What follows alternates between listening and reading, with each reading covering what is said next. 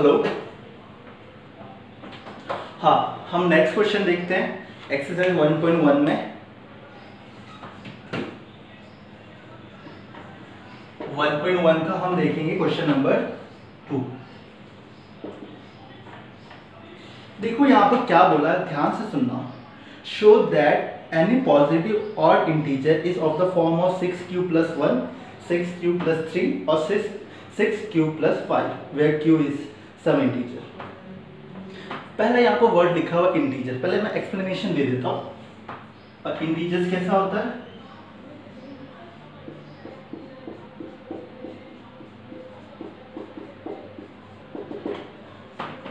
इसको इंटीजर्स बोलेंगे। इंटीजर्स के सेट में पॉजिटिव नंबर्स भी आता है, नेगेटिव नंबर्स भी आता है और आपका जीरो भी आता है।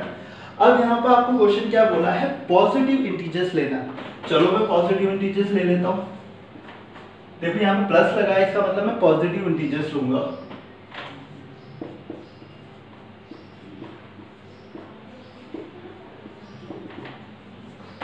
ये मैंने पॉजिटिव इंटीजर्स ले लिया, ठीक है। अब देखो यहाँ पर क्या बोला गया है, ये पॉजिटिव इंटीजर्स। अब इस सेट में से आपको एक नंबर सिलेक्ट करना है, एक नंबर आपको सिलेक्ट करना है। मतलब ये जो ए होता है वो किस में होगा, जेड प्लस किस सेट में होगा, है ना, समझ में आया। इस सेट के अंदर से आपको ए एक सिलेक्ट करना है, ठीक है। अब देखो, अब इस ए को आपको 6 से डिवाइड करना है। तो 6 से डिवाइड करेंगे तो यहाँ पर आपको कुछ क्वोशिएंट मिलेगा, फिर आपको यहाँ पर एक नंबर मिलेगा, फिर यहाँ पर आपको एक रिमाइंडर मिलेगा। ऐसे लिखेंगे ना, तो मैं लिख देता हूं ऑन डिवाइडिंग a बाय 6, ठीक है ना। आपको क्या मिला, Q आपको क्या मिला, क्वोशिएंट मिला, और R आपको क्या मिला, रिमाइंडर मिला। ऐसे ही कुछ मिलेगा, ठीक है। हाँ, अब देखो मैंने आपको पहले ही बताया था, जो रिमाइंडर है वो हमेशा डिवाइजर से छोटा होता है और जीरो या जीरो से बड़ा होता है। ये कंडीशन मैंने आपको पहले बताई थी। 0 R और यहां पर 6, यहां पर डिवाइजर आपका क्या है, यहां पर लिख देता हूं 6 आपका क्या है, डिवाइजर है, ठीक है। ऐसे कुछ आएगा, ऐसे कुछ आएगा। मतलब यहां पर आपका R क्या क्या हो सकता है, R की पॉसिबिलिटी क्या है आपकी, 0 हो सकता है, 1 हो सकता है, 2 हो सकता है, 3 हो सकता है, 4 हो सकता है, 5 हो सकता है। इसके अलावा तो R हो नहीं सकता, क्योंकि R जो रिमाइंडर की बात हो रहा है। देखो रिमाइंडर का मतलब आपको अच्छे से समझ में आ गया, इसकी बात हो रही है। R की जो वैल्यू है वो 0 हो सकती है, बट 0 और डिवाइजर के बीच में होता है, ठीक है ना। 0 हो सकता है और डिवाइजर से छोटा हो सकता है। तो 6 से छोटे कौन कौन से नंबर होते हैं, 0 होगा, 1 होगा, 2 होगा, 3 होगा, 4 होगा, 5 होगा, ठीक है।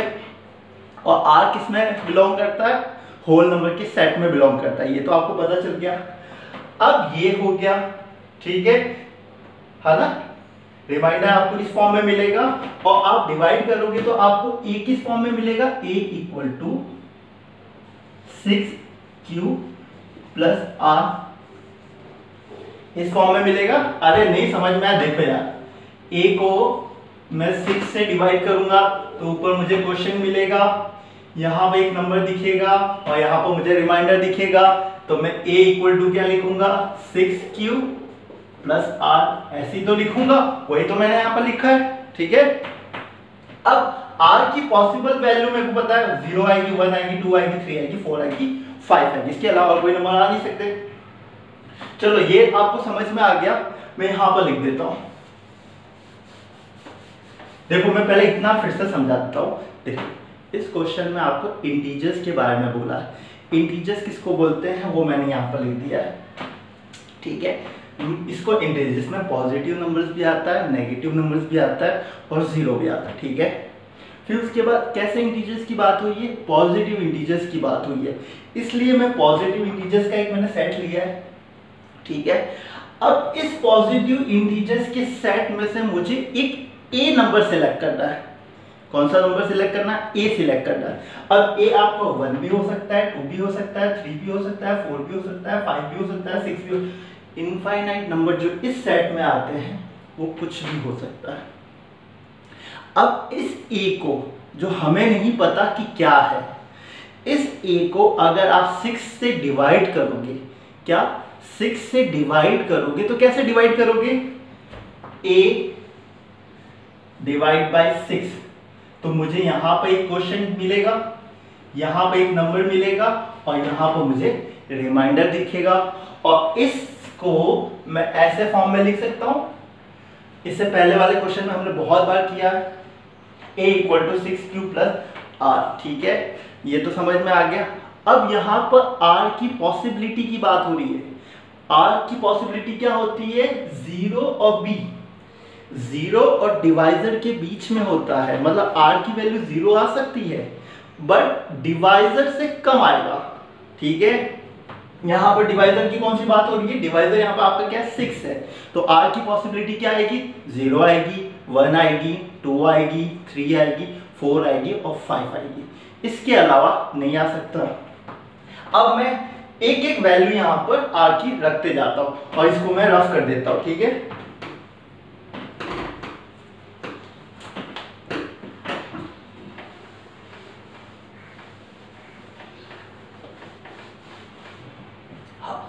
तो देखो पॉसिबिलिटी क्या होगी?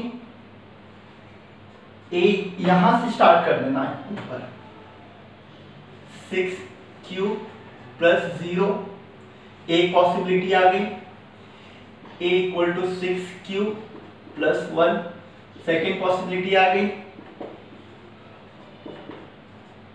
Third possibility, fourth possibility, fifth possibility और ये आपकी 6th पॉसिबिलिटी। इसके अलावा आपका ए नहीं हो सकता। ठीक है, क्योंकि रिमाइंडर का इंपॉर्टेंस आप समझो। ठीक है, ये आपकी पॉसिबिलिटी होगी ना, ये समझ में आ गया। अब देखो, अब यहां से हमको क्या बोला है, इसमें से ऑड इंटीजर्स कौन कौन से होंगे उसको ध्यान से सुनना। देखो, अब आपको समझ में आना चाहिए ऑड किसको बोलते हैं और इवन किसको बोलते हैं।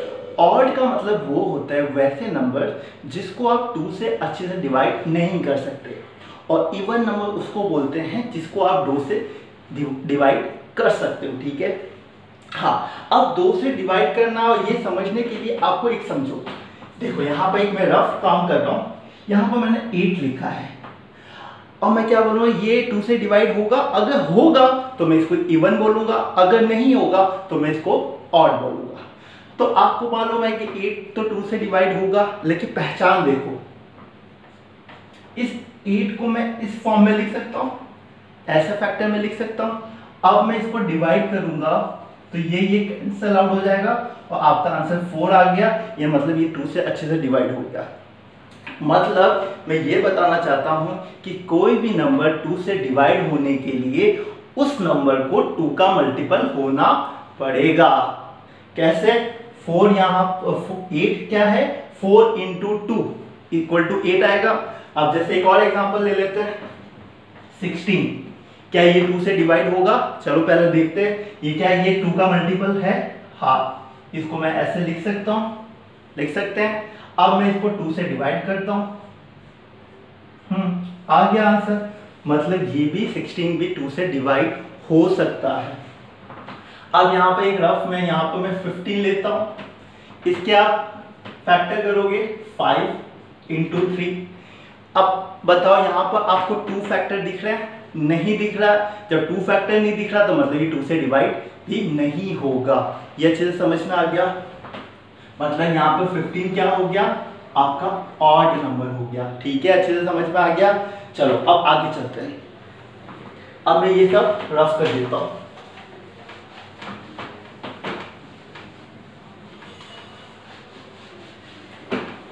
हाँ, अब यहां से ध्यान से देखो, मैं पहले ये नंबर लिखता हूं,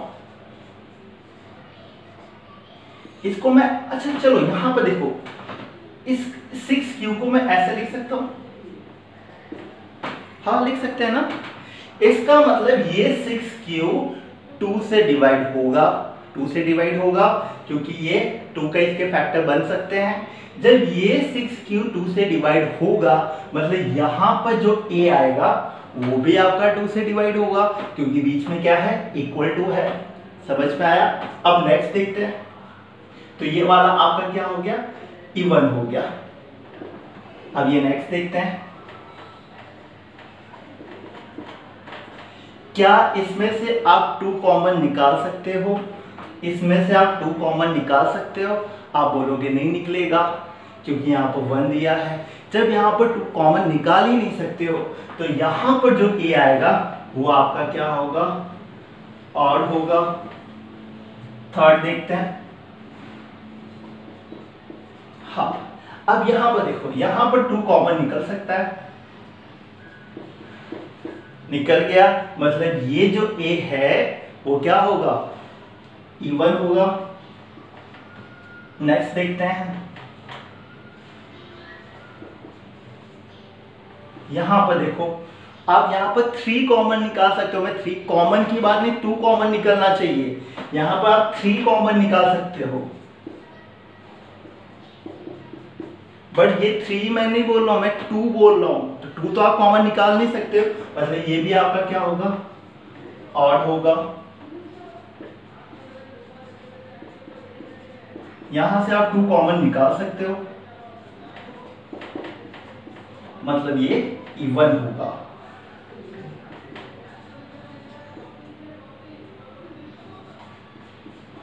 यहां से आप कॉमन नहीं निकाल सकते तो मतलब ये क्या हो गया, ऑड हो गया। ठीक है ना। हाँ तो यहां पर आपसे क्वेश्चन क्या पूछा है कि क्या 6q + 1, 6q + 3 और 6q + 5 ये ऑड इंटीजर्स के फॉर्म में होंगे? हाँ आप देख सकते हो। यहां पर देखो, इसकी बात कर रहा हूं और देखो इसकी बात कर रहा हूं और इसकी बात कर रहा हूं। आपको देखो ये और फॉर्म में आके देखो, यहां पर तो a है और मैंने क्या बताया, a किस में बिलोंग कर रहा है, z+ में बिलोंग कर रहा है। और z+ में तो इनफाइनाइट नंबर है, बहुत सारे इवन नंबर भी हैं, बहुत सारे ऑड नंबर भी हैं। तो आप कैसे बताओगे कि कौन सा नंबर इवन है और कौन सा नंबर ऑड है? ये a को देख के तो बता नहीं पाओगे, और a के इक्वल को आप देख के बता सकते हो कि a के इक्वल क्या लिखा है, 6q, है ना।